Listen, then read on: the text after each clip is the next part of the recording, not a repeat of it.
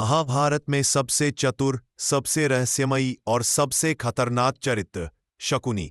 हर कोई पूछता है, शकुनी कौरवों का शत्रु था या उनके विनाश का नियति संदेशवाहक। कहानी शुरू होती है गांधार से, जहां शकुनी के पिता और भाइयों को कौरवों के पिता धृतराष्ट्र के पिता भीष्म के आदेश से कैद किया गया।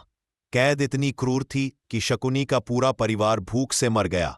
मरने से पहले उसके पिता ने एक शपथ दिलाई, शकुनी, कौरव वंश को नष्ट करना, हमारे अन्याय का बदला लेना। शकुनी के पिता ने मरने से पहले अपनी जांग की हड्डियों से पासे बनाए और कहा, ये पासे हमेशा तुम्हारे पक्ष में रहेंगे, कौरवों का विनाश इन्हीं के जरिए होगा।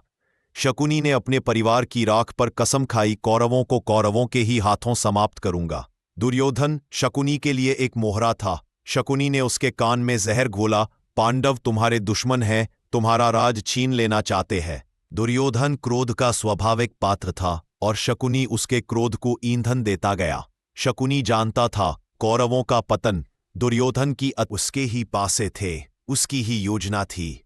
जुए में पांडवों का हारना और द्रौपदी का अपमान, ये सब शकुनी का बनाया हुआ जाल था, ताकि पांडव और कौरव एक ऐसी लड़ाई में उतरें जिसमें कौरव वंश का अंत तय हो जाए। शकुनी का लक्ष्य कभी सिंहासन नहीं था, ना ही सत्ता।